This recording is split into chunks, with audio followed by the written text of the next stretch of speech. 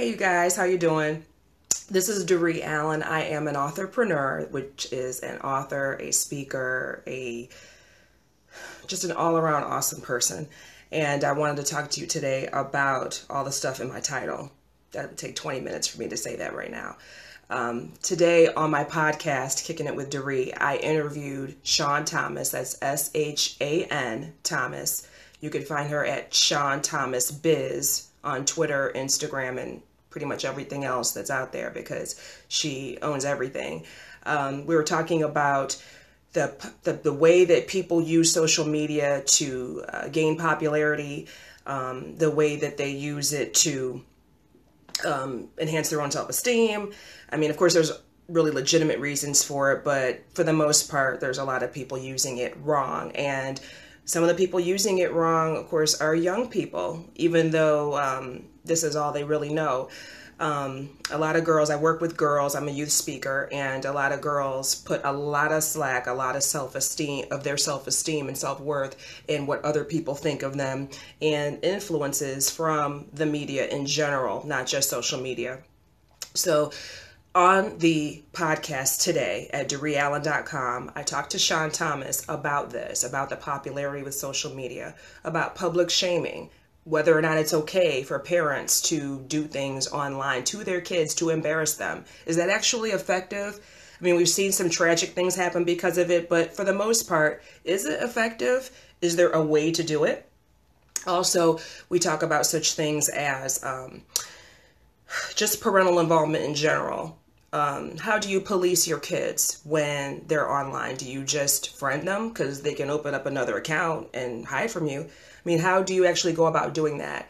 How do you help them avoid things that can go wrong online, like revenge porn, when, someone says, oh, just take a little picture for me. Just show me a little something on that webcam. And then the next thing you know, it's all over the school. It's all over the world online.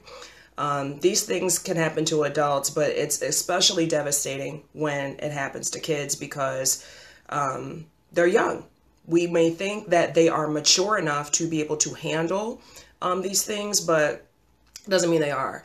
I've got a daughter who is now in the 7th grade, but last year, at the age of 10, she asked me for a Kik account, and she wanted an email address, and she wanted all this other stuff because her friends were doing it. And my first thought was, who are these kids' parents that are letting them do this? So how young is too young to use social media? How old should you be before you can open an account? Should you use the age requirements that the particular platform gives, whether it's, I think Facebook, it's 13 or something, or 15, I don't know.